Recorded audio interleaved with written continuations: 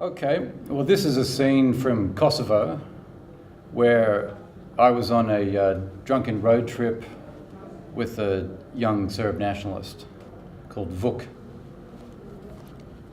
Late in the day when it seemed like everything was going to be all right.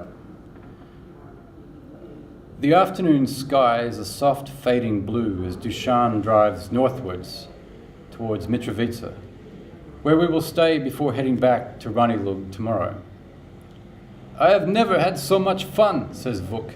Was good time, yes? In a few minutes we'll be in North Mitrovica where we can find a hotel and relax with Serbs. Get barbecue, drink pivo. It will be sweet, maybe we can get some weed. He laughs again about Basim telling us there has been no ethnic cleansing of Serbs, and hands back the brandy. You can really hold your liquor, he says, nodding in admiration. You look normal, but you drink as much as me because you are Celt. I like Celts. Drawing close to Mitrovica's southern outskirts, we see an abandoned Orthodox church set back from the road. Want to look? Says Vuk. Dusan, who was our taxi driver, sighs and pulls over just shy of a temporary customs checkpoint. Because we're soon to cross into the Serb-dominated area of Kosovo, so there's some customs checkpoints. Look what they do, Vuk says, as we walk through a huge spread of garbage dumped outside the church grounds. No fucking respect! In the graveyard, most of the headstones have been broken or kicked down. Why? Okay, attack your enemy but not the dead. Why do they do this? Get photo! He leans down to stroke the broken granite, his voice becoming guttural, and kneels by shattered remnants of a child's grave. Why? Why? Fucking savages! He snorts and gulps the cooling air, pointing to the smashed church. Its roof is caved in, its windows shattered, and its white walls are hacked, scarred, and cracked. Vuk grunts and leads me into the shadowed sanctum, where grass and weeds sprout from the floor and a carved wooden altar or casket is splintered in the dirt. Everything that could be taken has been. Even the piping has been stripped out, leaving neat gouges up and along the walls. Vuk moans and stamps. He kicks at a lump of concrete. Walking out the other side, I realize we entered at the back, because now we stand at what would have been a grand entrance, a line of thick columns holding up what remains of a roof that would once have projected forward to shade the congregation as it filed in or mingled after a service. Vuk snarls, saying that he hears voices. We stand in silence until I too hear laughter and talk coming from behind us.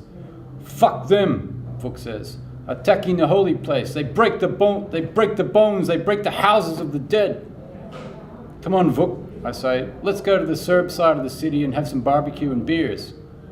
He nods, still snarling. The rear of the graveyard is an overgrown and desolate place, and through the trees and shrubs there are a few young guys who are looking at us and laughing. Do not react, I tell Vuk, adrenaline starting to lick through my system.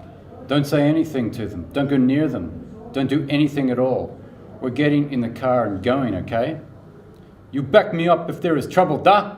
Vuk says. Of course, but we're not going to have any trouble.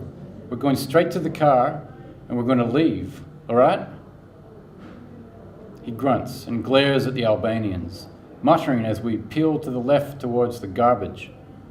Vuk keeps looking back and scowling at the guys, 3 of whom are now pointing at us. When Vuk slows, I grab his arm to haul him to Dusan's car, but then I realize he's slowing because Dusan's car is gone. Where the fuck is Dusan? I see nothing ahead, so turn to look the way we came.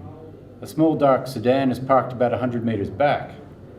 That looks like it, I say, my heart thumping harder, as I realize we'll have to walk past the Albanians who stand and face us. Vuk grunts and glowers. Vuk, do not react. Walk straight past him, okay, Vuk? He grunts, and my body is wiring tight, sparking with nerves to run or fight. The men, 2 of whom are teenagers and 1 a wiry, slightly older man in a brimmed hat, yell and jeer, the 2 teens almost doubling over with laughter. Vuk growls and clenches his fists, his pace quickening. His eyes flash bright at last and he veers towards them. Vuk, no, don't react, stay calm. Fuck calm, I am not afraid, he says, his voice seething with rage. I am not pussy. His pace picks up again and now he shatters their show of fun by flat out sprinting at them. Here we go, I'm going to be in a fucking fight that didn't need to happen. I jog in, the world around with all its noise and colour fading away as I close in to see a line extending from the older man's hand. It is a knife, and he steps forward and stabs Vuk. Okay.